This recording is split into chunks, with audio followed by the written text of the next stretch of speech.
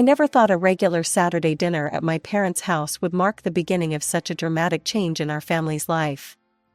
But there I was, sitting at the familiar oak dining table, when my older sister dropped the bombshell that would set everything in motion. "I've decided to sell my apartment," Amanda announced, barely containing her excitement. "We're going to open our own Italian restaurant." I nearly choked on my mashed potatoes. The apartment she was talking about wasn't just any property, it was a luxury 3-bedroom condo in the heart of the city, the one our grandmother had left her in her will. Her husband Mike nodded enthusiastically, his fork waving in the air as he spoke. "I know everything there is to know about Italian cuisine. And Amanda has restaurant experience, so we're perfectly qualified." I watched as my parents' faces lit up with admiration. Mom clasped her hands together in delight, while Dad beamed with pride. "That's such a wonderful idea, honey," Mom exclaimed. "You've always had such a good head for business." But something didn't sit right with me.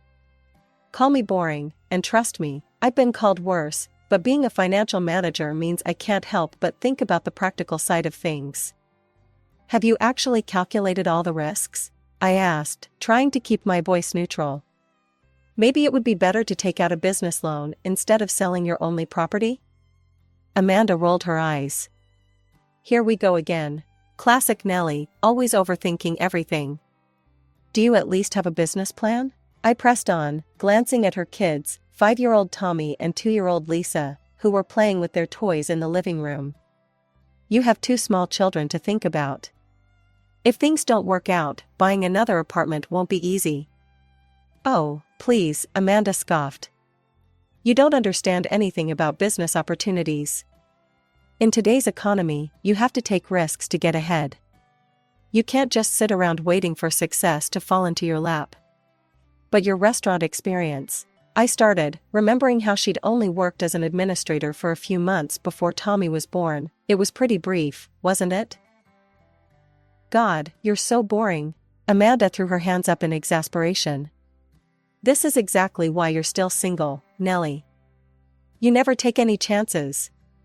I sat there, pushing the remains of my dinner around my plate, listening to them spin their fantasy of success. Not once did they mention the possibility of failure, of things going wrong. Not once did they consider what would happen if their dream restaurant didn't work out. An hour later, I pulled into the driveway of my small house, Grand's house really, though she'd been gone for 3 years now. As I unlocked the front door, my mind wandered back to her final days, and how she'd divided her property between my sister and me. Amanda had practically camped out at Grand's hospital bed, going on and on about how perfect the luxury apartment would be for her future family. I remember Gran looking at me apologetically as she explained her decision to leave me the house instead. "You've always been practical, just like me," she'd said, squeezing my hand with what little strength she had left. "This house isn't fancy, but it's paid for and full of love. You'll appreciate its value more than anyone else could." Sitting in my cozy living room now, surrounded by Gran's old furniture that I couldn't bear to replace, I couldn't help but think about how history kept repeating itself with Amanda. The memory of her childhood tantrums came flooding back, the time she screamed for 2 hours straight because Mom bought her the wrong color bicycle, or when she threw herself on the floor of the mall because Dad wouldn't buy her a second pair of designer jeans. There was also that memorable Christmas when she refused to speak to anyone for 3 days, because she got the previous year's iPhone model instead of the latest one. Our parents had nod along to whatever scheme she cooked up, praising her creativity and ambition while dismissing my concerns as negativity. Even when she dropped out of college because classes were boring and she wanted to find herself, they supported her decision wholeheartedly. I made myself a cup of tea in Gran's old porcelain cup, trying to push these thoughts aside. I had my own life to focus on, my job at Henderson Financial was demanding but rewarding, and I had a major project presentation coming up that could lead to a promotion. Our team was working on restructuring a client's investment portfolio, and I needed to be sharp. Amanda's restaurant dreams weren't my problem, and dwelling on them wouldn't change anything. But exactly 1 month later, my phone rang during my lunch break, just as I was reviewing the final numbers for my presentation. Mom's name flashed on the screen, and I felt a strange sense of foreboding. Nellie, you won't believe it, she practically squealed, her voice high with excitement. They did it. They sold the apartment and found the perfect location for the restaurant. It's right on Madison Street, you know, where all those trendy places are. Mike is already working on the menu. He's got such wonderful ideas, fusion Italian cuisine, can you imagine? And Amanda, oh, you should see her Instagram posts about the restaurant. She's going to be such a successful businesswoman. She's already got over 1,000 followers for the restaurant page. I gripped my phone tighter, feeling my knuckles turn white. Where are they living now? They found a nice rental, Mom replied breezily, as if they hadn't just sold their only real estate asset. I'm watching Tommy and Lisa while they get everything set up. It's so exciting. They're talking about having a big grand opening party next month. I stared at the financial report on my desk, thinking about the massive risk my sister had just taken. The statistics about restaurant failures in their first year flashed through my mind. I'd looked them up after that dinner, and they weren't pretty. 2 months passed in a blur of work deadlines and quiet evenings at home before I received Amanda's message. The invitation popped up on my Instagram feed, an elaborate digital card with gold lettering announcing the grand opening of Bella Italia. I had to admit, it looked professional. When I arrived at the address on Madison Street that Saturday evening, I was actually impressed. The storefront had been transformed with elegant lighting and window boxes full of fresh herbs. Inside, the decor was warm and inviting, exposed brick walls, dark wood tables, and strings of twinkling lights crisscrossing the ceiling. Nellie, you came. Amanda rushed over in a designer dress that probably cost more than a month's worth of rent. She air-kissed my cheeks, champagne glass wobbling in her hand. The place was packed with familiar faces, cousins, aunts, uncles, old family friends, and Mike's entire extended family. Mom and Dad were holding court near the bar, Dad's voice carrying across the room as he gestured enthusiastically. Just wait and see, I overheard him telling Uncle Jim. Amanda's going to be the next big name in the restaurant business. She's got that entrepreneurial spirit, you know? Not like Nellie, she'll probably work for other people until she retires. Mom nodded along. Some people are just born leaders, and others, well, they're more comfortable following. I pretended not to hear them as I made my way to the appetizer table. Their words didn't sting as much as they might have once. I'd long ago accepted that I'd never be the daughter they bragged about at family gatherings. Congratulations, I told Amanda sincerely, raising my glass. The place looks beautiful. I hope it's a huge success. The next few months fell into a pattern. Every Sunday dinner at our parents' house became a progress report on Bella Italia. Amanda would sweep in, sometimes with the kids and Mike, sometimes just with Tommy and Lisa in tow, and dominate the conversation with tales of her budding restaurant empire. That's our girl, Dad would beam. Always knew she had it in her to be a successful entrepreneur. It's in her blood. Mom would inevitably chime in with, not everyone has that drive, shooting meaningful glances my way. Amanda would smirk at me across the table, that same superior look she'd had since we were kids, and she'd gotten her way yet again. But one evening, when the conversation turned to actual numbers, I couldn't help myself. How's the revenue looking? I asked, keeping my tone casual. Are you hitting your projected targets? Amanda's smile faltered for a split second. Oh, you know how it is with new restaurants, she said, waving her hand dismissively. We're still building our customer base. But we'll be self-sufficient any day now, and then the profits will really start rolling in.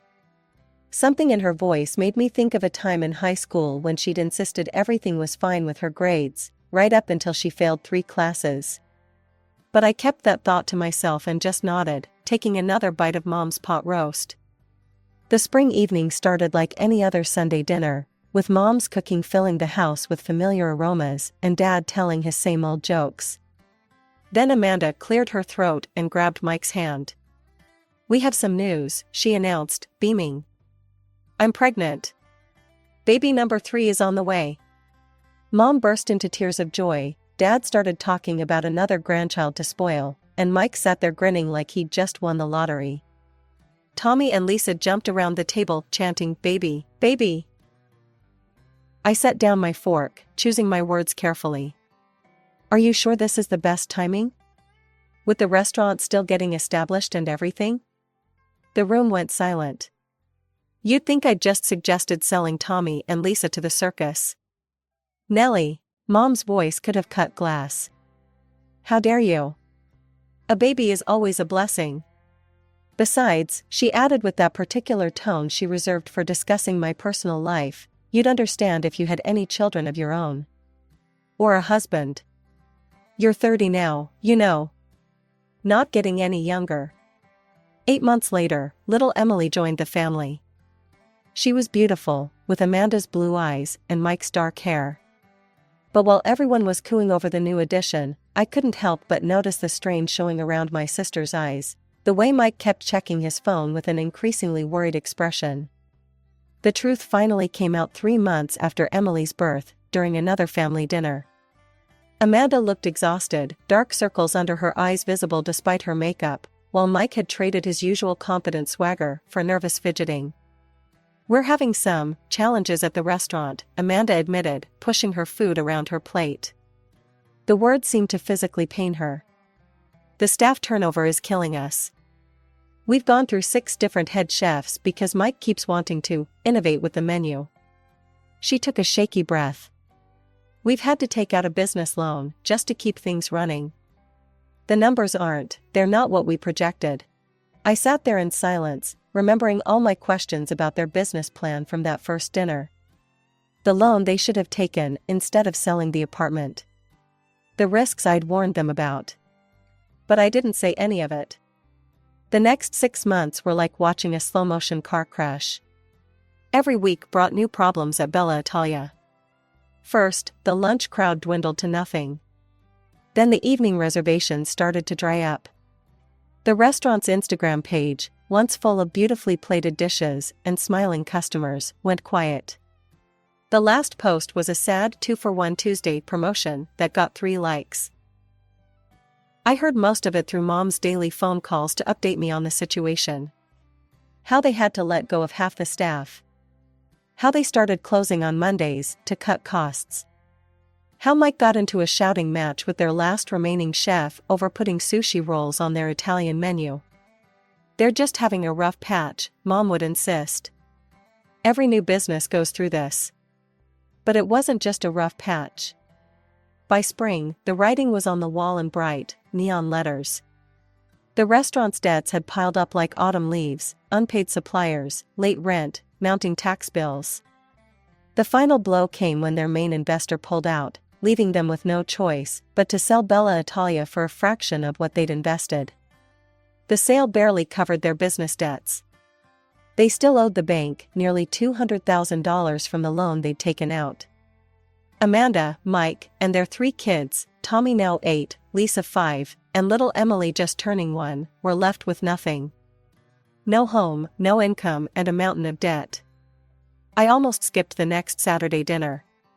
Something in Mom's voice when she called to remind me about it set off warning bells. But I went anyway, pulling up to their house just as the spring sun was setting. The atmosphere hit me the moment I walked in. Mom and Dad sat ramrod straight in their usual chairs. Amanda and Mike were there too, the kids playing quietly in the corner, unusually subdued for them. Emily was asleep in her carrier, while Tommy and Lisa seemed to sense the tension in the room, focusing intently on their tablets. I hadn't even settled properly into my chair when Dad cleared his throat. "Nellie, we've made a decision." The way he said "we" made my stomach clench. "Your sister and her family need a place to stay," Mom jumped in. "You have that big house all to yourself." I felt like I'd walked into an ambush. "What?" "We need to move in with you," Amanda stated, as if she was telling me the weather forecast. "Temporarily, of course." My mouth went dry. How long is temporarily?" Amanda shrugged, examining her perfectly manicured nails, probably her last professional manicure for a while, I thought hysterically. "Hard to say. I can't work, obviously. Not with 3 small children to take care of." And Mike needs time to find the right position. I'm not going to flip burgers somewhere, Mike interjected, puffing up his chest. I was a business owner. I need something at an executive level. So we'll need to stay with you for a few years, Amanda continued, as if discussing borrowing a cup of sugar. It's not like you're using all that space anyway. And let's be honest, Nellie, you're not getting any younger. The chances of you getting married and having kids are getting pretty slim. You're already 30, and you spend all your time working. I sat there, stunned into silence by my sister's breathtaking arrogance. The casual cruelty of her words hung in the air like poison, made worse by our parents' nodding heads. Mom and Dad were actually agreeing with her, as if my single status and career somehow made me responsible for fixing their mistakes. I pushed my chair back and stood up, the leg scraping against the floor with a harsh sound that made everyone jump. No. What do you mean, no? Amanda asked, genuine confusion in her voice. The concept of me refusing her anything was apparently foreign to her. I mean no. You're not moving into my house. My voice was steady, calmer than I felt. Not for a few years, not for a few months, not at all. The silence that followed was deafening. I could actually hear the tick of Mom's ancient kitchen clock, marking the seconds. Tommy and Lisa looked up from their tablets, sensing the tension in the room. Even baby Emily stirred in her carrier. Then the explosion came. How dare you? Mom shrieked, her face turning red. They're your family. Your own flesh and blood. You selfish, heartless witch. Amanda joined in, tears already starting to flow. My children will be homeless because of you. Dad slammed his hand on the table, making the dishes rattle. I never thought I raised such a cruel, uncaring daughter. These are your nephews and niece we're talking about. You've always been jealous of your sister, Mike added, wrapping an arm around my sobbing sister. You're probably happy we failed. I let them rant, watching as they worked themselves into a righteous fury. The accusations flew thick and fast. I was heartless, cruel, selfish, bitter, jealous. A terrible aunt. A disappointment as a daughter. A failure as a woman. When they finally ran out of steam, I spoke, my voice still perfectly calm. You know who could take them in? You could, Mom and Dad. Since you supported their brilliant business plans so enthusiastically. Since you cheered them on when they sold their only home. Since you told them what a wonderful idea it all was. Mom's mouth opened and closed like a fish out of water. Dad started to sputter something about their house being too small, but I cut him off. I warned you all, I continued, reaching for my coat. I warned you about selling the apartment. I warned you about starting a business without a proper plan. I warned you about the risks. Not one of you listened. Not one of you even considered that I might know what I was talking about. And now that everything I predicted has come true, you expect me to clean up your mess? I buttoned my coat with steady hands. You made your decisions. All of you. You chose not to listen to reason. You chose to ignore every warning sign. You chose to risk everything on a dream with no foundation. And now you're facing the consequences of those choices. I walked out into the cool evening air, closing the door on their protests. As I got into my car, I could still hear them shouting through the windows, their voices a chorus of outrage and disbelief. The harassment started within hours of me leaving my parents' house. First came the guilt trip texts from Mom, how can you sleep at night knowing your nieces and nephew might end up homeless? Then Dad's angry voicemails about family duty and responsibility. Amanda alternated between tearful pleas and vicious attacks, while Mike sent long, rambling messages about how I was destroying his children's future. I blocked their numbers after the first week, but they just switched to email. Then social media. Then they started having other family members contact me. Aunt Susan called to tell me I was breaking my mother's heart. Cousin Rachel sent me a 5-paragraph Facebook message about how karma would get me. Uncle Jim cornered me outside my office to lecture me about family values. I weathered it all, focusing on my work and the peace of my home. But I wasn't naive. I knew my family well enough to know they wouldn't just accept my refusal. That's why I'd called a locksmith the very next day after that disastrous dinner. The locks were changed, a security system was installed, and cameras were placed at strategic points around the house. Smart thinking, as it turned out. I was driving home from work one Wednesday evening when I saw them. Amanda, Mike, and the kids were camped out on my front porch, surrounded by suitcases and boxes. Tommy was sitting on a large duffel bag, looking bored. Lisa was crying, and Emily was fussy in her carrier. Mike was jiggling my doorknob with what I assumed was my mother's spare key. I pulled into my driveway and got out of my car, unable to suppress a laugh at the scene before me. They all turned at the sound. "Something funny?" Mike snarled, still trying to force the key into the lock. "Actually, yes," I replied, leaning against my car. "Did you really think I wouldn't change the locks after that dinner? The alarm system's nice too, it's already sent 3 notifications to my phone about attempted entry." Amanda stepped forward, her face twisted with anger. "You can't just leave us out here. We're your family." "You're trespassing," I corrected her. "And if you don't leave immediately, I'll call the police." I pulled out my phone to demonstrate I wasn't bluffing. "You wouldn't dare," Mike growled, taking a threatening step toward me. I held up my phone, showing them the 911 already dialed, my thumb hovering over the call button. "Try me." They stared at me for a long moment, probably searching for any sign of weakness or uncertainty.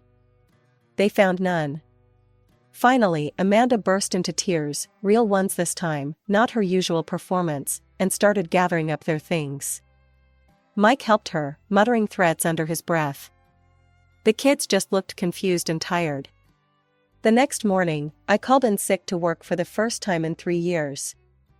I spent the day visiting rental properties in decent neighborhoods, finally finding a clean, spacious 3-bedroom apartment in a good school district.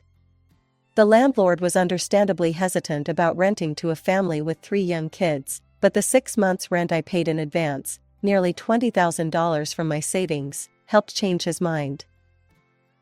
The next morning, I drove to my parents' house, the apartment keys feeling heavy in my pocket. It was early, but I knew they'd all be there. They always gathered for Saturday breakfast, a tradition that used to include me too. The room fell silent when I walked in. Mom nearly dropped the pancake plate, and Dad's newspaper crinkled as his hands tightened on it. "Here," I said, placing the keys and a folder on the table. "It's a 3-bedroom apartment on Cedar Street.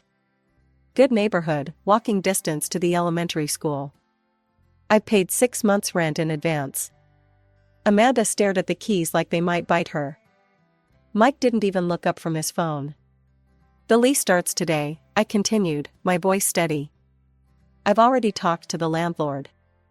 He knows you have 3 kids. There's a playground in the complex, and the building has a laundry room on each floor."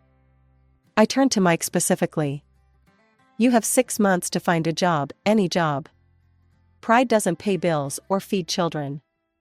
When the lease ends, you'll need to either renew it yourselves or find another place. This is the only help I'm offering." Nobody spoke. Tommy and Lisa had stopped fighting over the syrup and were watching with wide eyes. Even Emily seemed to sense the tension, her tiny hand paused midway to her mouth with a piece of pancake. "That's it?" Amanda finally asked, her voice bitter. "You think throwing money at us makes up for turning your back on family?" I looked at my sister, really looked at her. The entitled teenager who always got her way had grown into an entitled adult who never learned to face consequences. "No," I replied calmly. "The money doesn't make up for anything. It's just the right thing to do. What happens next is up to you." Mom started to say something, probably another lecture about family duty, but I held up my hand. "I'm done. I helped because those kids deserve a stable home, but I'm not enabling this behavior anymore. You all made your choices. Now you have to live with them." I left without waiting for a response. As I drove home, I caught myself smiling, not because I was happy about the situation, but because for the first time in my life, I felt truly free of their expectations and manipulation. 3 months have passed since then. According to Aunt Susan, who still talks to me, albeit disapprovingly, Amanda and her family are living in the apartment I rented. Mike still hasn't found a job. Apparently, being a former restaurant owner makes him too good for regular work.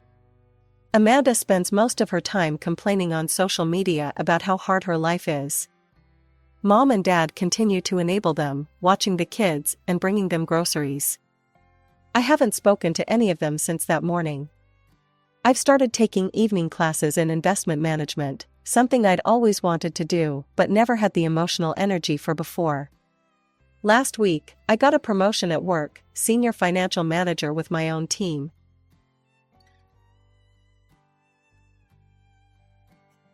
I never thought a simple laptop repair would be the thing that destroyed my marriage. But there I was, staring at an email that shouldn't have existed, my hands trembling as I gripped the edge of my desk. My name is Avery, and until 10 minutes ago, I thought I had a pretty good handle on my life. I'd been happily married to Ethan for 3 years, working my way up at the local TV station and finally feeling settled. The kind of settled where you start thinking about paint colors for a nursery. The laptop had been acting up for weeks. Ethan kept complaining about it running slow, but he was always too busy to deal with it. So, being the helpful wife I am, I decided to back up his files and run a system restore. That's when I saw it, an email draft that never should have been there. I can't wait to start our life together. You're everything I've been looking for. E. The timestamp was from yesterday. My stomach lurched as I scrolled through the draft folder, finding dozens more like it, all addressed to someone named Chloe. I heard keys jingling at the front door and quickly closed the laptop, my heart pounding against my ribs. Ethan walked in, looking annoyingly perfect in his business casual wear, that familiar half-smile on his face. "Hey, babe," he said, dropping his bag by the door. "Did you make dinner?" "No," I managed, trying to keep my voice steady. "I was working on your laptop." His expression shifted so slightly most people wouldn't have noticed. But I did. "Oh, did you fix it?" "Found some interesting stuff," I said, watching his face carefully. "Your draft folder was pretty full." He laughed, but it didn't reach his eyes. "Work emails, probably. You know how it is." "Right," I said, standing up. "Work emails." To Chloe. The silence that followed felt like it lasted forever. Ethan's face went through a series of micro-expressions: surprise, fear, calculation, and finally, something that looked like resolve. "Avery," he started, using that patronizing tone he sometimes used with clients, "I think you're misunderstanding." "Don't," I cut him off. "Just don't." I grabbed my purse and headed for the door, but he caught my arm. "Where are you going?" I looked down at his hand on my arm, then back up at his face. "You know what's funny? I actually came across something else while backing up your files. Something about company software and private servers? I'm sure your IT department would love to hear about that." His hand dropped away like I'd burned him. I walked out the door, leaving him standing there. My mind was already racing with possibilities, but one thing was certain: this wasn't over. Not by a long shot. I ended up at Margaret and Thomas's house without really planning to go there. My in-laws lived in one of those cozy suburban homes where the porch light's always on and something's usually baking in the oven. Tonight was no different. The smell of Margaret's famous apple pie hit me as soon as she opened the door. "Avery, what a lovely surprise," she said, pulling me into a hug. Then she held me at arm's length, her smile fading. "Sweetheart, you're shaking." I tried to speak, but the words wouldn't come. Margaret just pulled me inside, calling out to Thomas. He appeared from his study, reading glasses perched on his nose, looking concerned. "I'll make some tea," Margaret said, disappearing into the kitchen. Thomas guided me to their living room couch, the same one where Ethan and I had announced our engagement 3 years ago. The memory made my stomach turn. "I found something," I managed to say, my voice barely above a whisper, "on Ethan's laptop." Thomas leaned forward, his expression carefully neutral. "What kind of something?" Before I could answer, my phone buzzed. Another text from Ethan: "Come home. We need to talk about this. You're overreacting." Margaret returned with the tea, setting it down just as my phone buzzed again. This time it was Lila. Where are you? Call me ASAP. He's been calling the house, Margaret said quietly, sitting beside me. Says he can't reach you. Did he tell you why? I asked, watching their faces. Just that you had a misunderstanding, Thomas replied, his tone suggesting he didn't quite believe that. I pulled out my phone and showed them the email I'd photographed. Margaret's hand flew to her mouth, while Thomas's jaw tightened. There's more, I said. I found some files. I think he's been doing something illegal at work. Using company servers for private projects or something. Oh, Ethan, Margaret whispered, disappointment heavy in her voice. Thomas stood up abruptly. I'll talk to him. No, I said quickly. Please don't. Not yet. I need time to figure out what to do. My phone buzzed again, Ethan. If you tell anyone about those files, you'll regret it. Let's just talk. Margaret must have seen something in my face because she took my hand. Stay here tonight, dear. The guest room's always ready. I nodded, feeling tears finally start to fall. As Margaret hugged me, I caught sight of Thomas in the hallway, staring at a family photo on the wall. It was from our wedding day, all of us smiling, none of us knowing what was coming. My phone buzzed one more time. It was Lila. Found something you need to see. It's about Chloe. And you're not going to believe who she really is. I met Lila at our usual coffee spot, my hands still shaking from the morning's confrontation with Ethan. She was already there, laptop open, her expression grim. You're not going to believe this, she said as I sat down. Chloe Bennett isn't just some random colleague. She's the daughter of James Bennett. The name hit me like a punch to the gut. James Bennett was the CEO of the tech company where Ethan worked. Suddenly, all those late-night meetings and weekend work emergencies made perfect sense. There's more, Lila continued, turning her laptop toward me. Look at the company's recent patent filings. I scanned the document, my heart racing. There it was, Ethan's name on a patent that looked suspiciously similar to the private project I'd found on his laptop. Except this one was dated 3 months earlier. He stole it, I whispered. He stole someone else's work. My phone buzzed, Ethan again. I answered this time, putting it on speaker. Where are you? His voice was tight, controlled. We need to talk about this like adults. Like adults. I laughed, the sound hollow. You mean like how you've been adulting with the CEO's daughter? Silence. Then, you don't understand what's at stake here. I understand plenty. I saw the patent, Ethan. The real one, not your stolen version. Keep your voice down, he hissed. Listen, we can work this out. I can make this right. Just come home. That's when I felt it, a flutter in my stomach that made me freeze. My hand went instinctively to my abdomen, and suddenly the pregnancy test I'd taken last week felt like a ticking bomb. Avery? Lila mouthed, noticing my expression. I can't, I told Ethan. I can't keep pretending everything's fine when what? His voice changed, becoming softer, more dangerous. When you're sitting on evidence that could ruin everything I've worked for. Think carefully about your next move, Avery. You're not the only one who can dig up secrets. The line went dead. Lila reached across the table, squeezing my hand. What aren't you telling me? She asked quietly. I opened my mouth to respond when I saw them, Ethan and Chloe, walking into the coffee shop. They hadn't noticed us yet, but Ethan's hand was on the small of her back, intimate and familiar. The same way he used to touch me. Chloe was laughing at something he'd said, her hand resting on her own stomach in a gesture that mirrored mine just moments ago. Oh God, I whispered, the pieces falling into place. She's pregnant too. Margaret helped me pack while Lila waited in her car outside. My hands shook as I folded clothes into a suitcase, trying not to look at the wedding photos still hanging on the walls. You're doing the right thing, Margaret said softly, placing my prenatal vitamins in my toiletry bag. Both of you need to be somewhere safe right now. I paused, one hand on my stomach. You know? She smiled sadly. I suspected. A mother knows these things. She hesitated, then added, I also know about Chloe's condition. The room seemed to spin. How long? Thomas saw them together last month at the hospital. He thought. He hoped he was wrong. A car door slammed outside. Through the bedroom window, I saw Ethan's BMW pulling into the driveway. Margaret quickly zipped up my suitcase. "Go," she said. "Use the back door. I'll handle him." I could hear Ethan's voice downstairs, arguing with Thomas. "Where is she?" "Her car's not here, but Lila's outside." "Son," Thomas's voice was stern. "We need to talk about what you've done." I slipped down the back stairs, my heart pounding.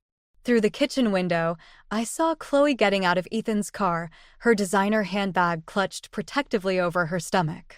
My phone buzzed, a text from an unknown number. "We should talk." Woman to woman. See.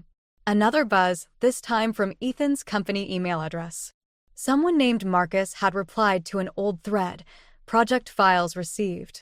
Legal team reviewing discrepancies in authorship. Meeting tomorrow 9 a.m. Lila honked softly from the driveway. I hurried toward her car, but Chloe's voice stopped me. "Avery, wait." I turned.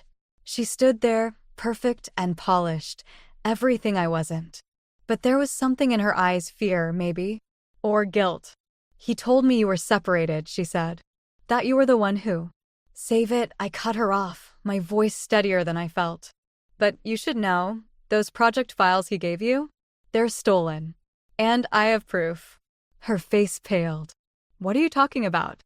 "Ask your father about the original patent filing. The one from 3 months ago." From inside the house came the sound of breaking glass and raised voices. Margaret appeared at the back door, gesturing urgently. "Go, both of you," she said. "He's not thinking clearly." Chloe took a step back, her hand protectively over her stomach, a mirror of my own instinct.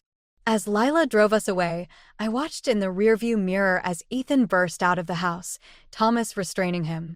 He looked wild, desperate. Nothing like the man I'd married. "Where to?" Lila asked quietly. I opened my laptop, pulling up the IT certification course I'd bookmarked weeks ago. "Forward. We're going forward." 3 weeks into my IT certification course, Margaret called with news that made my blood run cold. "Ethan's trying to sell the house," she said. "He's already accepted an offer." I was sitting in Lila's guest room, surrounded by study materials and prenatal vitamins. "He can't do that. My name's on the deed." "That's not all," Margaret's voice wavered. "He's been telling people you're mentally unstable, that you're making up stories about him because of pregnancy hormones." My laptop pinged with a new email. It was from Marcus at Ethan's company. Meeting moved up. Evidence suggests systematic theft of intellectual property. Legal action pending. Another ping, "Chloe, we need to talk." It's about the patents. And the money. The money. I logged into our joint account, my hands shaking. Empty. Every penny transferred out 2 days ago. My phone rang, Ethan. Against my better judgment, I answered. "Finally," he said. "Ready to be reasonable?" "Reasonable?" I stood up, pacing. "You stole our savings, you're selling our house." "Our house?" "You abandoned it. Just like you abandoned our marriage." His voice turned silky. "But I'm willing to be generous. Sign the divorce papers, agree to my terms, and this all goes away." "And the patent theft?" A pause. "That's your trump card?" "Some technical misunderstanding that you, with your limited knowledge, think you've uncovered." I opened my laptop, pulling up the files I'd been analyzing in my IT course. "The timestamps don't lie, Ethan. Neither does the original developer's signature, buried in the code you thought you'd erased. You're bluffing." "Am I?"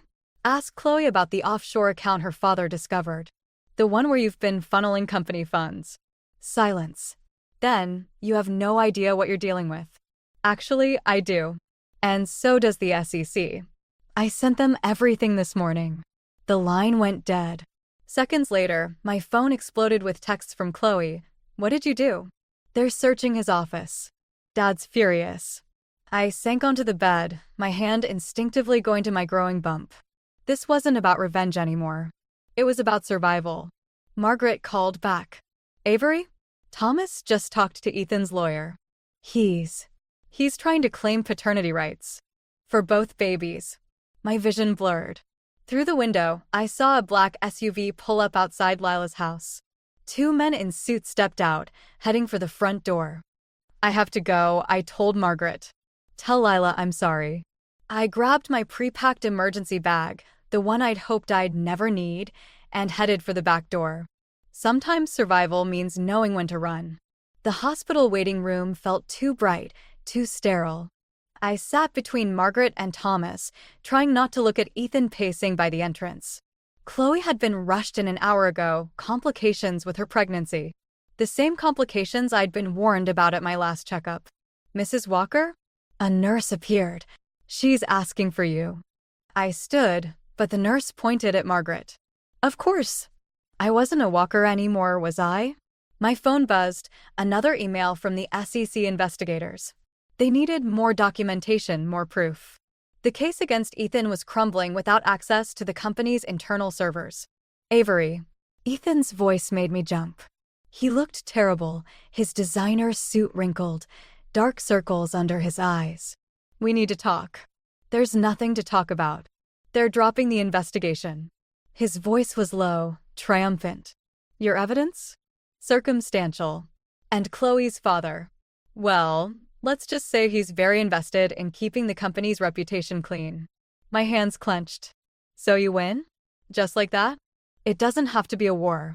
Sign the papers, drop everything, and I'll make sure you're taken care of. Both of you."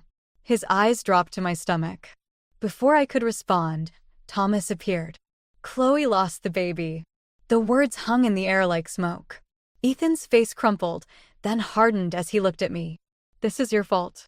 The stress you caused." "Don't." Margaret's voice cut through the tension. She'd appeared behind Thomas, her face wet with tears. "Don't you dare blame her for your choices, Ethan." My phone buzzed again. "Lila, they're seizing your accounts. All of them. Even the secret one we set up last week." The room started spinning. I grabbed the wall for support, feeling a sharp pain in my abdomen. "Avery?" Margaret reached for me as my knees buckled. Through the haze of pain, I heard Ethan talking to someone. "Yes, Your Honor. She's unstable, as you can see. The emergency custody order." "No," I gasped, but another wave of pain hit.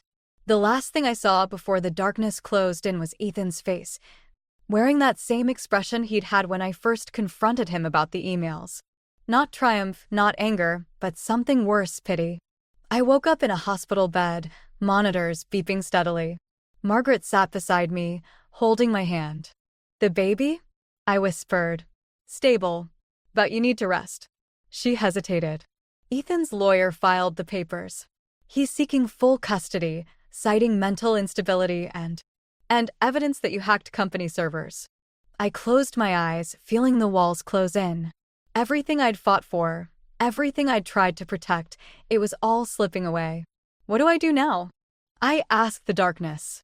The monitors kept beeping, offering no answers. The courthouse steps were slick with rain when Chloe found me.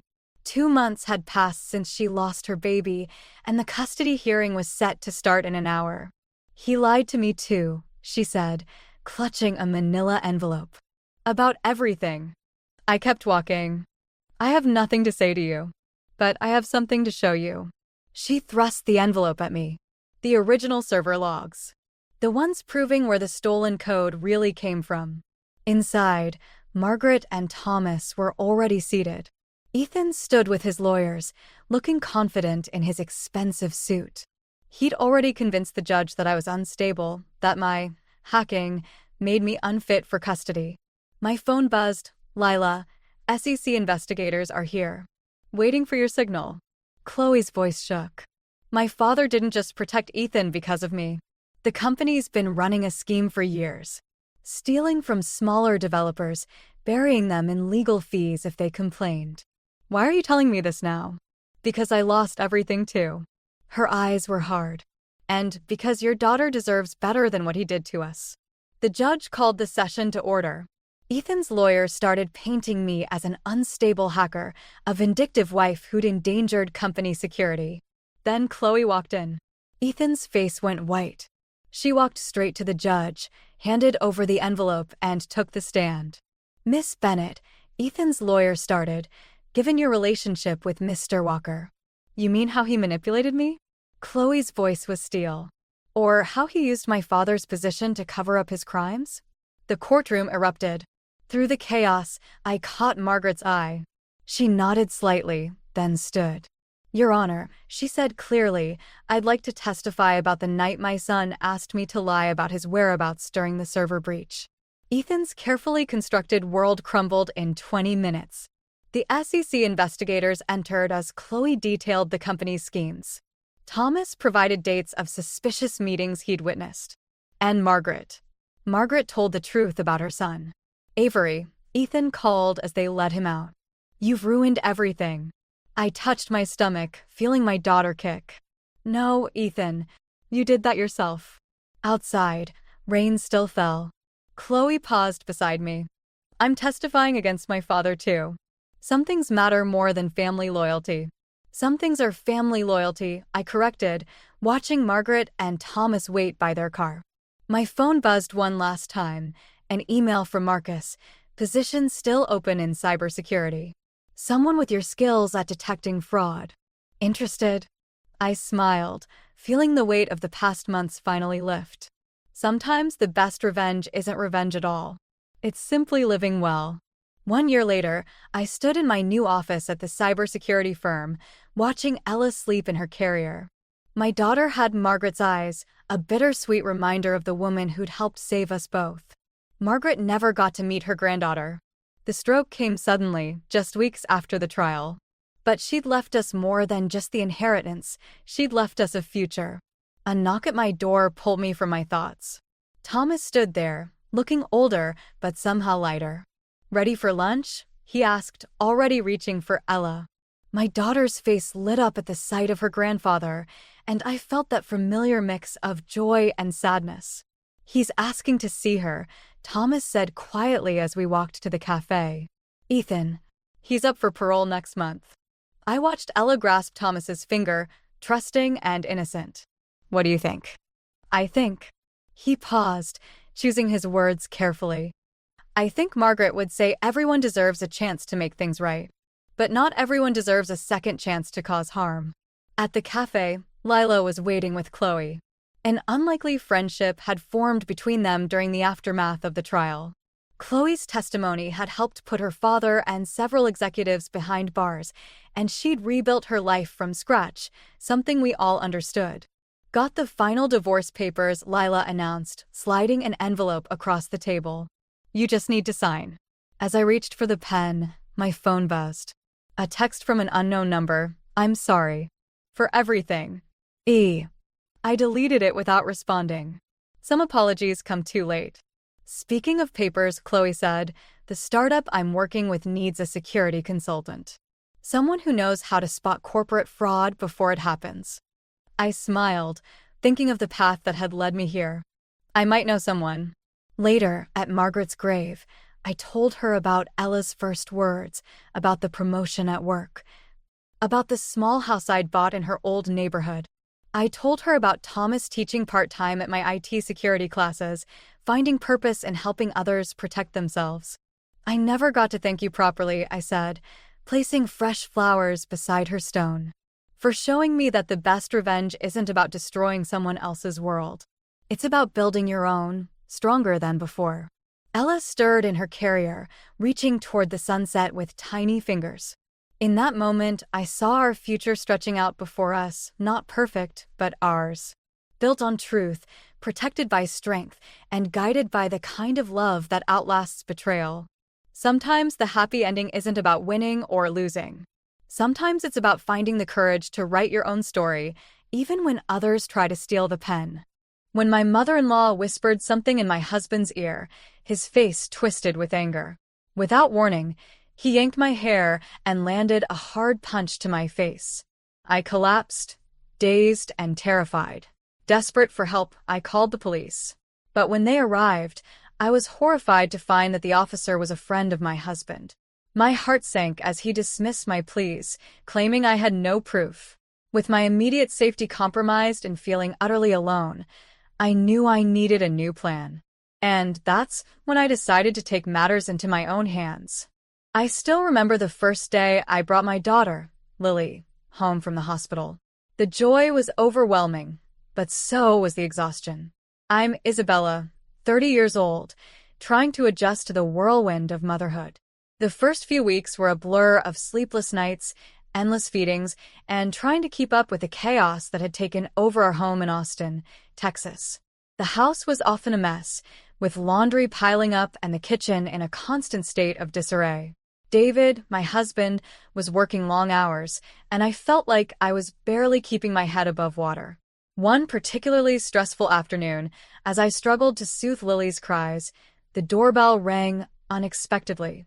I looked around at the untidy residence, feeling a pang of shame. I hadn't had a chance to clean up, and the sight of the dirty kitchen only added to my stress. When I opened the door, there stood Margaret, David's mother.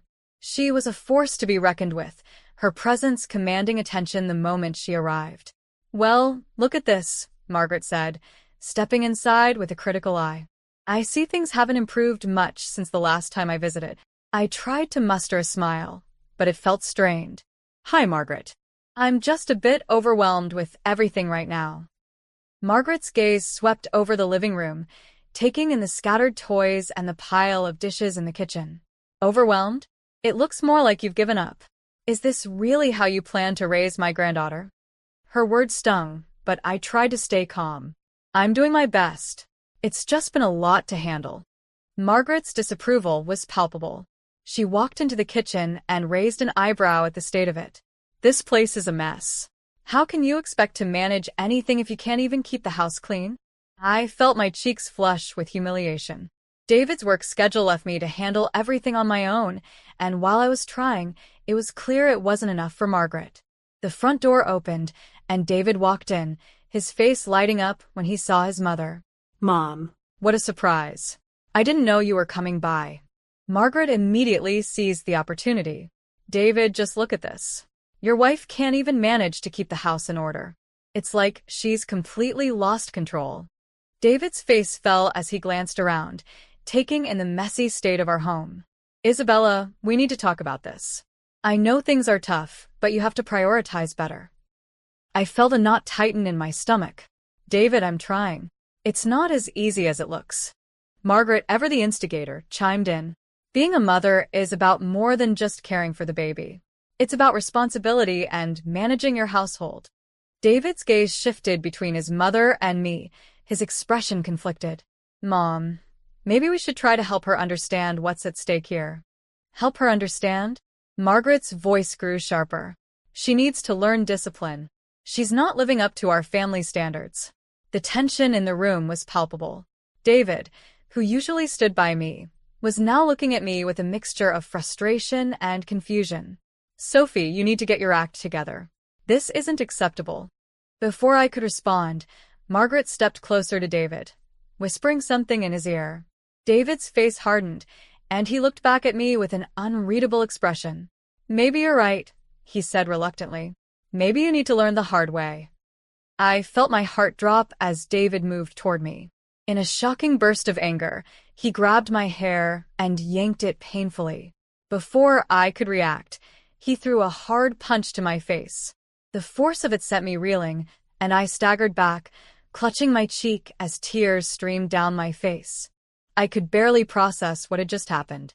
The pain was sharp, but the sense of betrayal was even worse.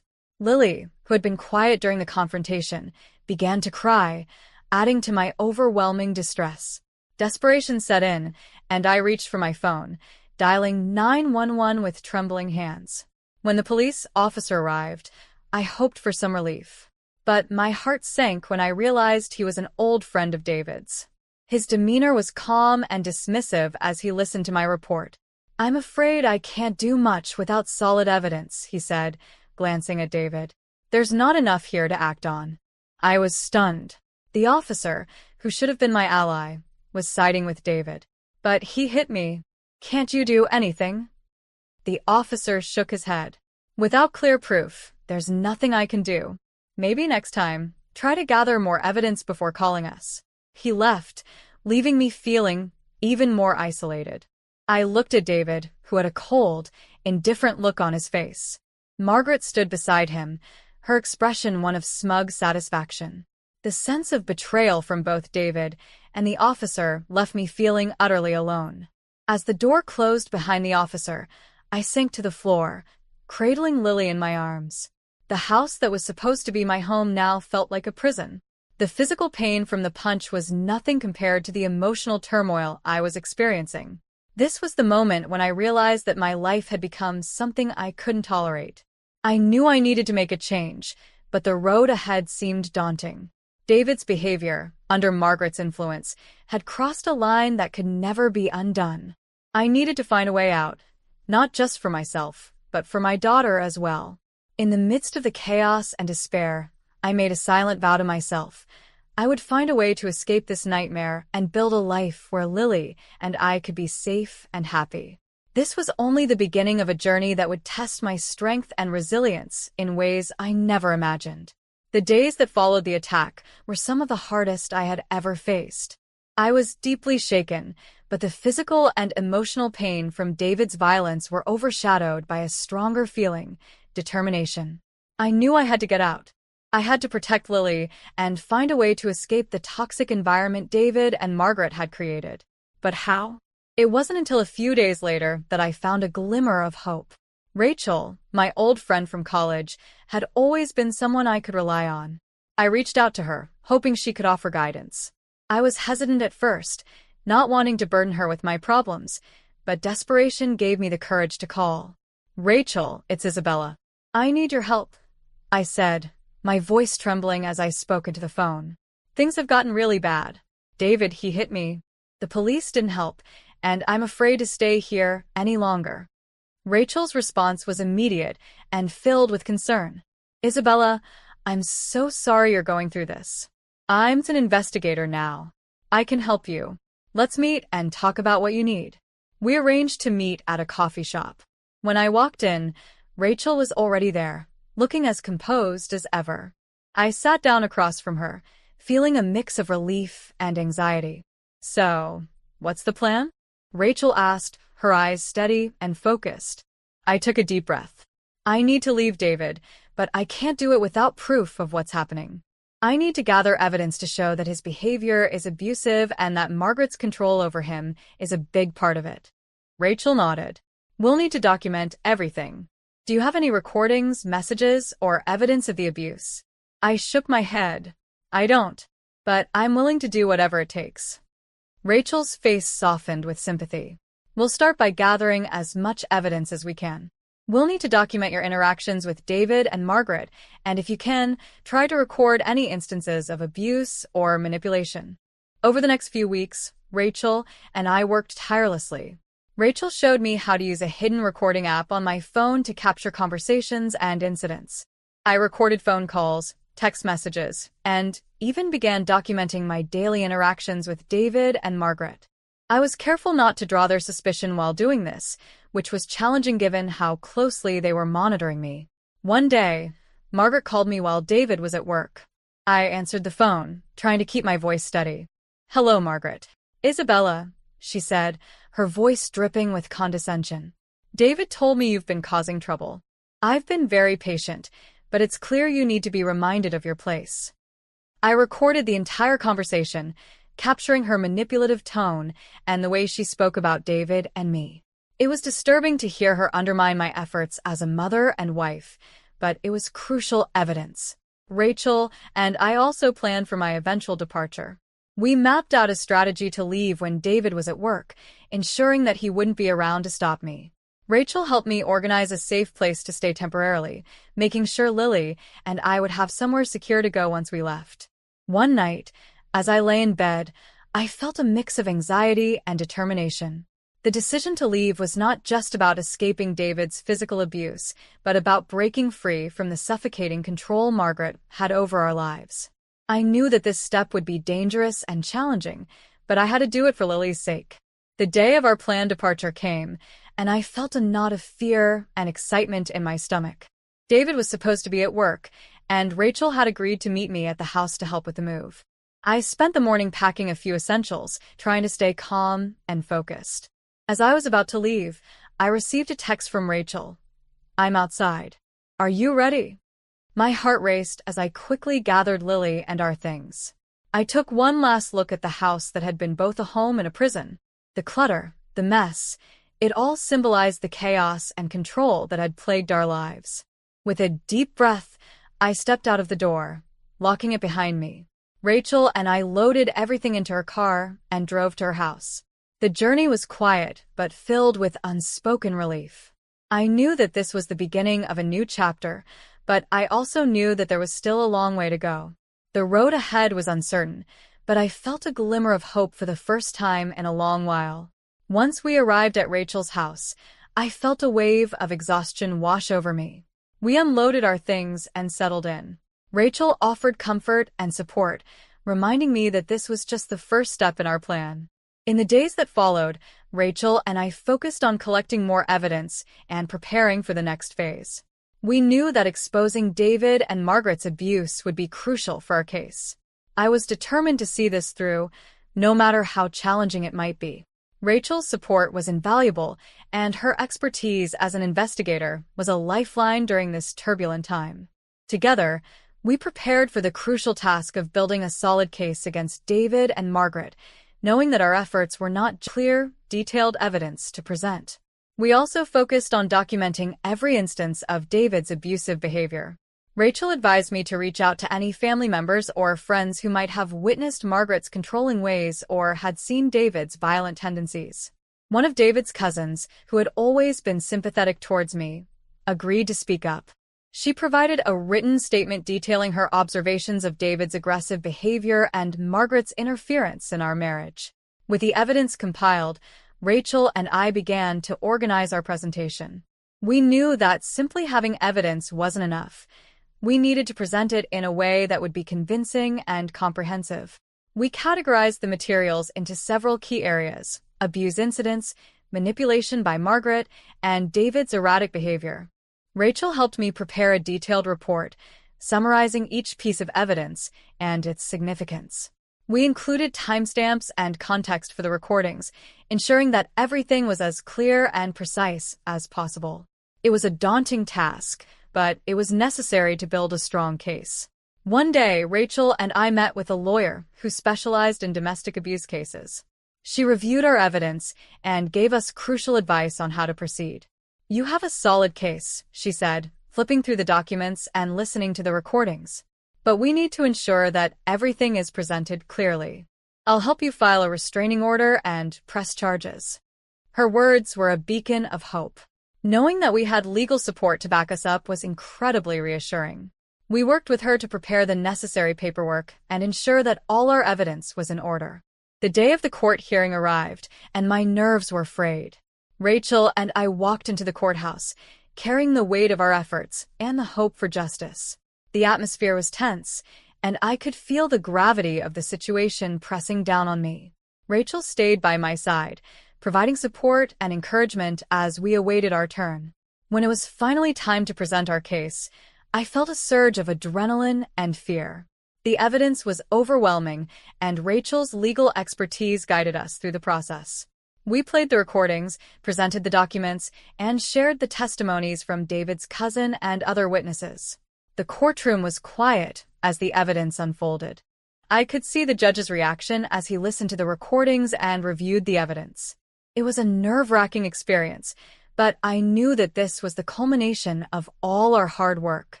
As the hearing concluded, the judge's decision was imminent. Rachel and I waited anxiously for the verdict.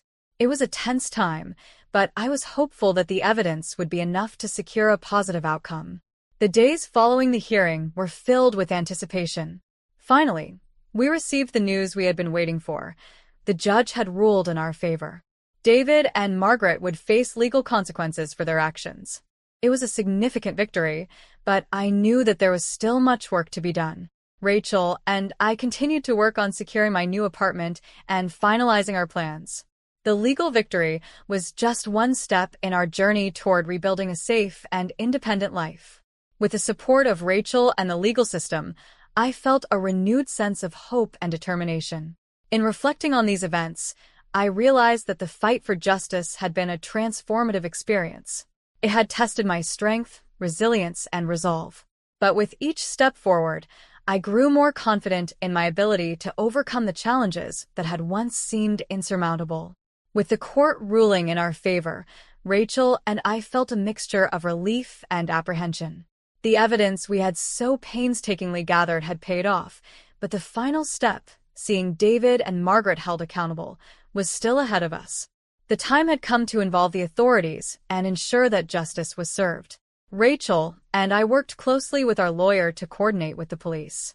We compiled a comprehensive dossier of evidence, including recordings, texts, and witness statements, and handed it over to the authorities. Rachel's expertise and my first-hand accounts made our case as robust as possible. On the day of the arrest, my heart raced with a mixture of fear and hope. David and Margaret were still unaware of what was coming, and I was nervous about how they would react. Rachel stayed by my side, providing support and helping me stay focused.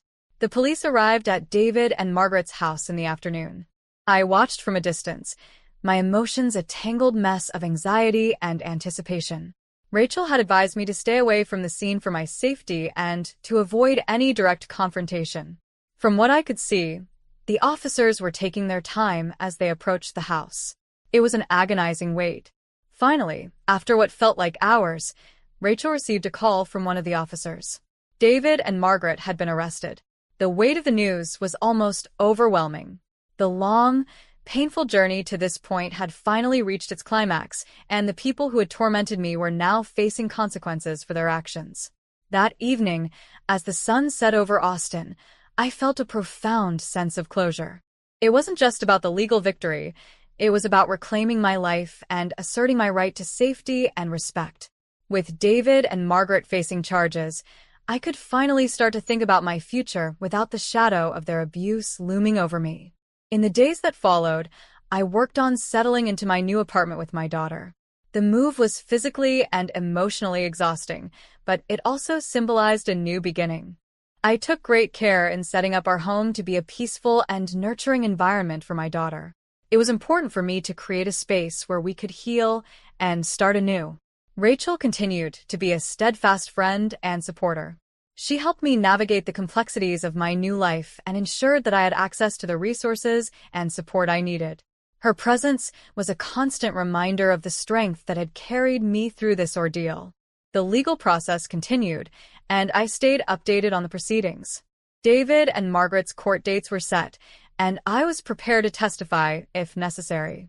The legal system would hold them accountable for their abusive behavior, and I was determined to see it through. As I looked back on the journey, I was struck by the incredible support I had received from Rachel and the legal system. Their help had been instrumental in breaking free from the cycle of abuse and beginning a new chapter in my life. It was a reminder of the importance of resilience, courage, and seeking support when facing adversity. The day David and Margaret were officially charged was a bittersweet moment. I felt a sense of justice being served, but it was tempered by the knowledge that the impact of their actions would linger. Nonetheless, the legal consequences they faced were a crucial step in holding them accountable and ensuring that they could no longer inflict harm on anyone else. As I settled into my new life, I reflected on the strength it took to confront and overcome such a deeply painful situation. The support of friends, the legal victories, and my own determination had all played a vital role in helping me rebuild my life. I was now in a place where I could focus on creating a positive and loving environment for my daughter, free from the shadow of abuse and manipulation. In the end, my journey was a testament to the power of resilience and the importance of standing up against abuse. With each day that passed, I felt stronger and more capable of facing the future with hope and confidence. This story is titled, I Was Called and Remnant, and When the Golden Child Was Born. My parents sent me to boarding school. And after school, I didn't want to see them. My mother was furious. Hey everyone, it's been a wild ride just thinking about putting all this down, but I figured, why not? Maybe someone out there will get it. So, here's my story. My name's Ryan, 31 male. I grew up in San Francisco, in this ridiculously massive mansion on a hill overlooking the bay. You know the type. Marble everywhere, giant chandeliers in rooms no one even used.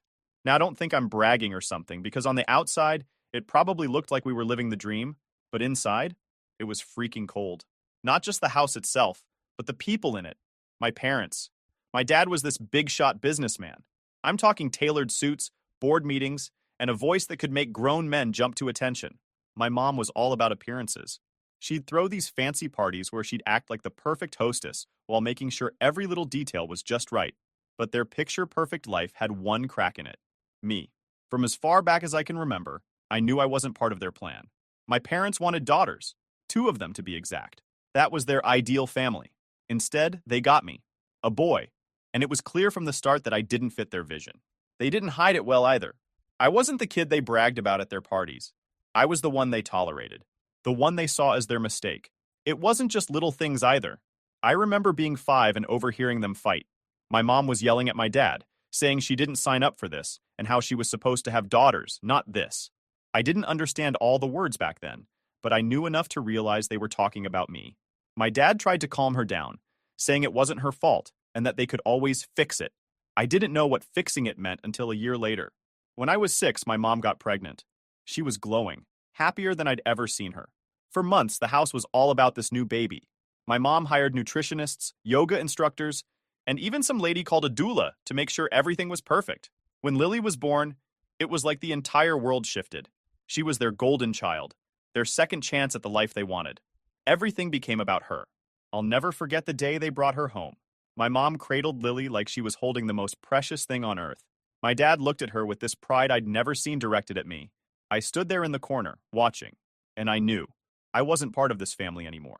A month later, they sent me to boarding school. They told me that this school was an incredible opportunity. They said I'd get the best education, make lifelong friends, and have experiences I'd never forget. But I knew the truth. They didn't want me around. I was 10 years old, and they shipped me across the country like a package they didn't want cluttering up their house. The school was a fancy place, no doubt about it. But it wasn't a welcoming place, not for someone like me. The other kids were from old money families, politicians' kids, CEOs' kids, royalty, even. They didn't care that I came from a rich family. They could sense that my parents didn't care about me, and they used that against me. I became the kid everyone picked on. They called me the leftover or the mistake. In the dining hall, they'd laugh and say stuff like, "Don't sit with Ryan." Even his parents didn't want him. I'd laugh it off like it didn't bother me. I was being bullied, but I tried not to play the victim. But it did bother me. Every time they said it, it felt like they were digging a knife a little deeper. The worst part was how true it felt. My parents barely visited. Once a year maybe, and even then, it was just for show. They'd check my grades, lecture me about being presentable, and then leave. My mom would spend the whole visit talking about Lily. Meanwhile, I was just there. The only person who ever cared was my Uncle Mark. He was my dad's younger brother, and he couldn't have been more different. Mark worked at a factory, managing a team of workers who built engines. He didn't have the money or the prestige my parents had, but he had something they didn't: heart. Mark would visit me on weekends when no one else did. He'd take me to baseball games, get me burgers at this little diner down the road, and just sit with me, talking about life. He didn't lecture or judge, he just listened. For those few hours, I felt like I mattered. Mark was the closest thing I had to a parent. As the years went by, I learned to cope. I stopped expecting my parents to care. Instead, I threw myself into school. I wasn't the smartest kid, but I worked hard, not because I wanted to impress them, but because it gave me something to focus on. I figured if I could just make it through, I'd get out of their orbit and build my own life. By the time I graduated, I was done with them. They had their perfect family with Lily, and I wasn't part of it. So I made a plan. I applied to universities far from home, and when I got into a decent university, I jumped at the chance. My dad wired me money for tuition and expenses, probably relieved to get rid of me for good. I didn't care. I just felt like I was in control of my own future. As I boarded the plane heading to my new university, a part of me couldn't shake the weight of it all. The years of being overlooked, the feeling of never being enough. It stayed with me, no matter how far I went. Still, I told myself this was my chance to start fresh. A new city, a new life, and hopefully, a new me. What I didn't realize back then was how hard it would be to leave the past behind. My parents might not have wanted me, but their shadow was always there, lingering, reminding me of where I came from. And no matter how much distance I put between us, it always found a way back into my life. Moving to another country was like stepping into another world. Everything felt different, and thankfully, I wasn't surrounded by people who knew my family or my past. Nobody here looked at me as Ryan, the leftover or the mistake. I could just be me, whoever that was. There was no joke. The students were insanely smart, driven, and competitive. It was intimidating at first, but I was determined to prove I belonged. I spent hours in the library, studying until my brain felt like mush. I wasn't the smartest guy in the room, but I made up for it by working harder than anyone else. That's how I met Jake. He was in one of my finance classes, this laid-back guy from Toronto with a quick wit and a knack for making everything seem less intense. He wasn't from old money or anything, but he had big dreams. He wanted to break into the financial world, build something from the ground up, and he wasn't shy about saying it. We started hanging out after class, eating cheap takeout, and sharing big plans. Jake had this knack for spotting opportunities, making me believe I could break free from my family's shadow. Then there was Claire, sharp, ambitious, and no nonsense. From a modest background, she'd fought her way to this university and made it clear she was there to win, not to play by old money rules. The three of us started to sit in the common room late at night, tossing around ideas about what we wanted to do after graduation. Jake wanted to start a brokerage firm, something fresh and innovative. Claire was skeptical at first. She was more cautious, more about stability. But eventually she warmed up to the idea. And me? I wanted it. It felt like the kind of bold move that could finally put my past behind me. By the time we graduated, we had a plan. We rented a tiny office in New York. It wasn't much. Just a couple of old desks, secondhand chairs, and 3 laptops we'd barely managed to afford. But it was ours. Starting out was brutal. The financial world doesn't roll out the red carpet for newcomers, especially ones without big names or established reputations.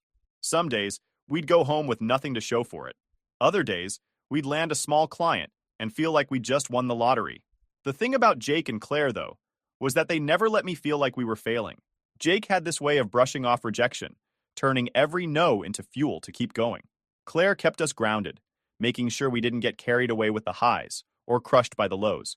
We were a team, and for the first time, I felt like I was part of something real. After a year of hustling, the firm started to gain traction. We didn't have the flashy offices or the big-name clients, but we had something a lot of firms didn't: genuine relationships with the people we worked with.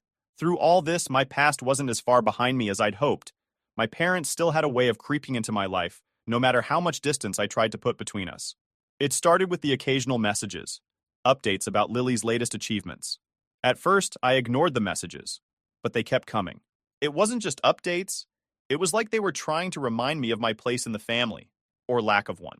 They didn't care about what I was doing, or the life I was building.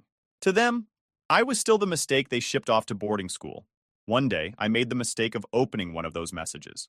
My mom had attached a photo from a recent family event. There was Lily, standing between my parents, all smiles in her perfect designer dress. My mom had captioned it, "Our pride and joy." That was it. No mention of me, no sign that I even existed. It stung more than I wanted to admit. I showed the email to Jake and Claire, hoping they'd laugh it off with me. But Claire just shook her head. "They don't deserve you," she said. And for some reason, those words hit harder than any insult my parents ever threw my way. I tried to focus on the firm, but life has a way of reminding you that the past doesn't just disappear. It creeps back in when you least expect it. I was sitting at my desk in our tiny office when a call came. It was from one of Uncle Mark's co-workers at the factory. He told me Mark had collapsed on the job and was taken to the hospital. I froze. Mark was the one constant in my life, the only person who ever treated me like I mattered. I tried to call the hospital immediately, but by the time I got through to someone, it was already too late. Mark was gone. The news hit me hard. Mark had been my rock during some of the worst years of my life. He wasn't flashy or wealthy, but he was kind. He showed up when no one else did. And for a kid who'd been cast aside, that meant everything. I booked the first flight to his place, barely able to process what had happened. The funeral was small, just a handful of his coworkers and neighbors. My parents didn't come, of course. They hadn't spoken to Mark in years, and I'm sure they didn't even notice he was gone. As I stood there at the service, I felt this overwhelming mix of guilt and anger. Guilt that I hadn't visited him more often, that I hadn't called more. Anger at how unfair it all was. How someone like Mark could just disappear while my parents carried on in their perfect, hollow lives. After the funeral, I met with Mark's lawyer to go over his will. I wasn't expecting much since lived a simple life in a modest apartment. But what I didn't expect was for him to leave everything to me. His savings, his apartment, and a few personal things. Like an old baseball glove we used to play catch with, and a stack of handwritten notes he'd kept from my time at boarding school. It wasn't about the money or the stuff. It was about the gesture. Mark saw me as family. He thought of me as someone worth leaving a legacy to. For someone who grew up feeling like they didn't belong anywhere, that meant more than I could put into words. But of course, my parents found a way to ruin even that. A couple of weeks later, I got a letter from their lawyer. They were contesting the will. They were claiming Mark had been mentally unfit when he wrote the will, and that the assets should go to them as his closest relatives. I couldn't believe it. My parents had barely acknowledged Mark's existence when he was alive. Now they wanted to swoop in and take what little he'd left me? I was furious. This wasn't about the money. Mark's estate wasn't worth much in the grand scheme of things. This was about them trying to control me, to take away the one piece of family I had left. They'd already pushed me out of their lives, treated me like I didn't exist, and now they wanted to strip away the last bit of connection I had to someone who truly cared about me. I didn't waste any time. I hired a lawyer using some of the savings we'd scraped together from the firm. Jake and Claire backed me up without hesitation. "We'll figure it out," Jake said. "You're not fighting this alone." I really appreciated their help. I felt like I finally had people in my corner, people who actually gave a damn about what happened to me. The legal battle was brutal. My parents' lawyers were ruthless. They tried to paint me as some manipulative, ungrateful kid who'd taken advantage of a sick man. They dug up everything they could to discredit me, even going so far as to claim I wasn't emotionally stable enough to manage an inheritance. It was exhausting, both mentally and emotionally. Every time I walked into the courtroom, I felt like I was reliving all the years of rejection and dismissal I'd endured growing up. But I wasn't alone this time. Claire helped me organize documents and go through witness lists late into the night, while Jake used his network to connect us with people who could speak to Mark's character and how close we were. Together, we built a case that showed the truth that Mark loved me like a son, and that his decision to leave me everything was his, and his alone. After months of back and forth in court, the judge finally ruled in my favor. Mark's will was upheld, and my parents' case was dismissed. I just felt empty. Winning didn't bring Mark back. It didn't erase the pain of losing him, or the bitterness of having to fight for something that should have been simple. The worst part was seeing my parents in the courtroom. My mom sat there, stone-faced, not even pretending to care about the truth. For her, this wasn't about Mark or his estate. It was about punishing me for stepping out of line. My dad barely said a word the entire time. He just looked tired, like he was going through the motions because my mom told him to. When the trial ended, my mom walked past me without a word, and my dad paused for a moment, like he wanted to say something, but then he followed her out the door. That was the last time I saw them in person. After the case, I sold Mark's apartment, keeping only a few personal items that reminded me of him. The money went into the firm, giving us a much-needed boost to grow the business. But no amount of work could fill the hole he'd left behind. Mark had been the only real family I'd ever had, and now he was gone. I told myself I could finally leave my parents behind, that winning the case meant I didn't have to think about them anymore. But deep down, I knew it wasn't that simple. My mom didn't take losing well, and I had a feeling she wasn't done with me yet. My mom wasn't the kind of person to let something go, especially when it came to what she saw as her image. Losing the case wasn't just a loss to her, it was a public embarrassment, and she was determined to make me pay for it. For a while, things seemed normal. Well, as normal as my life ever got. The firm was finally hitting its stride. With the money from Uncle Mark's estate, we upgraded our office, hired a few analysts, and started pitching to bigger clients. It felt good, like we were finally being taken seriously. Jake was busy charming every potential investor we met. Claire was keeping the business running smoothly, and I was building relationships with the clients we already had. I was stepping out of my parents' shadow and creating something real. Then, out of nowhere, the SEC came knocking. I was at the office when the email hit my inbox. It was from a compliance officer saying we were under investigation for insider trading. I was totally confused. Insider trading? It didn't make any sense. We'd been meticulous about compliance, going above and beyond to make sure everything was above board. We weren't reckless, and we definitely weren't criminals. At first, I thought it had to be some kind of mistake. Maybe there'd been a mix-up, or someone had filed a false report. But as the investigation unfolded, it became clear this wasn't random. The SEC had received an anonymous tip claiming the firm had traded on confidential information from one of our clients, a tech company we'd been working with for months. The timing was suspicious. Too suspicious. My first thought was, this has my mom written all over it. She wasn't one to get her hands dirty, but she had the connections to make things happen.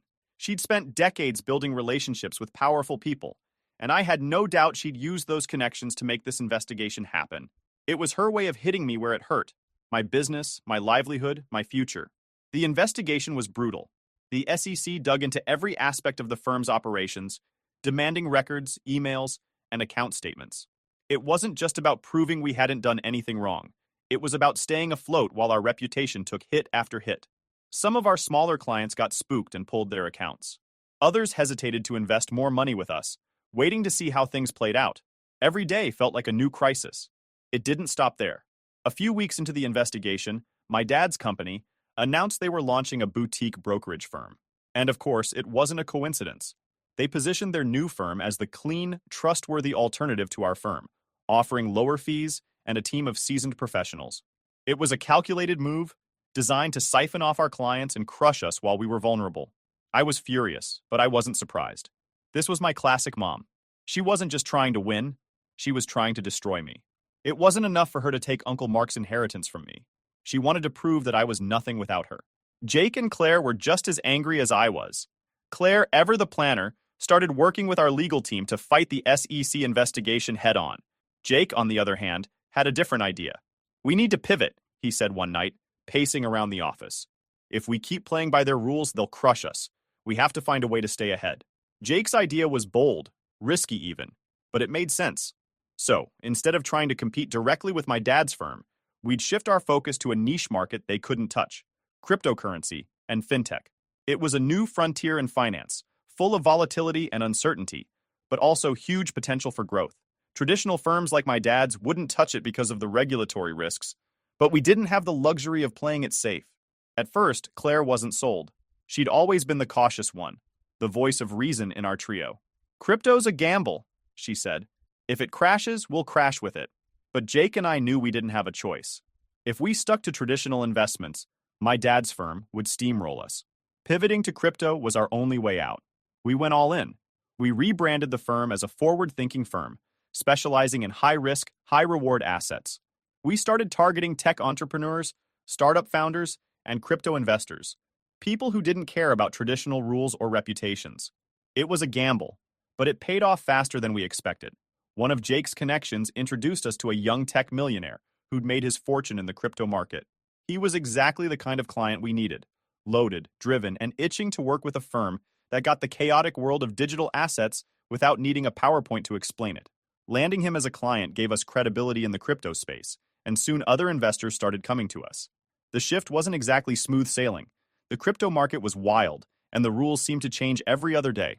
We had to tread carefully, juggling big ideas with keeping everything legit. But it paid off. Within 6 months, we'd not only bounced back, but leveled up. We weren't just hanging in there. We were crushing it in a space Mercer Financial couldn't even dream of touching. Meanwhile, the SEC investigation dragged on.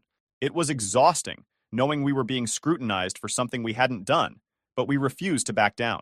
Claire worked tirelessly with our lawyers to prove our innocence, combing through every piece of evidence to show the allegations were baseless.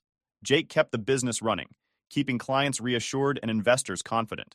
Finally, after months of back and forth, the SEC cleared us of all charges. There was no evidence of insider trading because it had never happened. The whole thing had been a setup, just like we suspected. But by the time the investigation ended, we'd already moved on. My mom must have been livid. She threw everything she had at me: lawsuits, shady sabotage, even dragging my dad's company into her drama. But it still wasn't enough. We didn't just beat her at her own game. We flipped the script and made up our own rules. I thought I finally stepped out of her shadow. But even as I celebrated our victory, I knew this wasn't the end. My mom didn't give up easily, and I had a feeling she wasn't done with me yet. And the scars were still there. Every time I looked at the list of clients we'd lost during the investigation, I felt a mix of anger and regret. My parents had done everything they could to destroy me, and for a while, it had worked. They'd thrown doubt on everything I'd built, and some people believed their lies. But the thing about people like my mom is that they don't know when to quit. A few weeks after the SEC cleared us, I started hearing whispers in the industry. My dad's firm was struggling. Their boutique brokerage had flopped, unable to compete with ours in the crypto space. Their attempts to undercut us with lower fees had backfired, leaving them with razor-thin margins. And now they were quietly trying to pivot, mimicking our firm's business model to stay afloat. I should have felt satisfied, even vindicated, but all I felt was exhaustion. My parents weren't just a problem to be solved, They were a force of nature. No matter how many battles I won, they always came back with something new. It was like playing a never-ending game of chess against an opponent who didn't care about the rules. But here's the thing. I wasn't the same person I'd been when this all started. I wasn't the scared kid at that school I got bullied at, trying to laugh off the insults that cut too deep. I wasn't the aimless college student desperate to prove himself. I was someone who had built something real, alongside people who believed in me. And this time, I wasn't going to let my parents drag me back into their toxic world. Our firm continued to grow. We landed a partnership with a major fintech company, bringing in millions in new business. Jake was in talks to open a second office in Los Angeles, while Claire was leading negotiations with a European investment fund that could expand our reach internationally. The success wasn't just about the money. It was about proving to myself that I didn't need the Mercer name to matter. Our crypto millionaire client even helped us get invited to some of the most exclusive tech and finance events. The irony wasn't lost on me. Here I was, walking into spaces my parents would have killed to be a part of, not as their son, but as someone they couldn't take credit for. But even with all the success, my parents weren't done. My mom started sending messages again. At first, they were disguised as olive branches. Family updates, she called them. Pictures of my sister Lily, announcements about my dad's company, invitations to Mercer family events. I ignored them all. Then the tone shifted. Her texts were the classic passive-aggressive, sprinkled with jabs about how I'd torn the family apart, or how my choices had forced them to compete with me. She even tried to guilt-trip me about hurting Lily because I wouldn't come back home. Typical. Manipulative, calculated, and completely missing any hint of self-awareness. I ignored her. There was no point in responding. Then, out of nowhere, my dad called. The man never reached out unless he needed something, so I didn't bother picking up. But he left a voicemail. And yeah, I caved and listened. His voice sounded tired, almost desperate. He wanted me to call back. Against my better judgment, I did. What followed was peak awkwardness. Dad wasn't apologizing or trying to patch things up. He wanted help. His firm was circling the drain. Their boutique brokerage experiment had drained their resources, and their main business was bleeding clients to younger, more innovative firms. He wanted me to come home, merge our firm with their company, and save the family legacy. Seriously? After everything they'd pulled, dragging me to court over Mark's will, sabotaging my company, trashing my name, they expected me to swoop in and save them? I calmly told him no and hung up before he could argue. A week later, my mom called. Calm? Nope. This wasn't about pretending to make peace. She was furious, firing off accusations about how I was selfish and ungrateful, even throwing in traitor for good measure. She ranted until she was out of steam. Then I just said, "You made this bed, not me," and hung up. That was the last time I heard from either of them. With my parents out of the picture, I turned my focus to the life I was building. My company is thriving. Jake and Claire were like family. And weirdly enough, I found myself grateful for the lessons my parents had taught me, even if they weren't the ones they intended. They showed me exactly who I didn't want to be. Lately, I got a package. It was from Uncle Mark's old apartment, something I must have missed when I cleared it out. Inside was a framed photo of us at a baseball game and a note he'd written years ago. It just said, "Proud of you, kid. That photo's on my desk now, a daily reminder of where I started and how far I've come." Mark believed in me when no one else did, and I like to think he's still rooting for me. My parents? They're still out there, stuck in their bubble of wealth and fake smiles. But they don't have any power over me anymore. I've built something real, something they'll never get and can't take away. Anyway, if you made it this far, thanks for reading. Let me know your thoughts in the comments.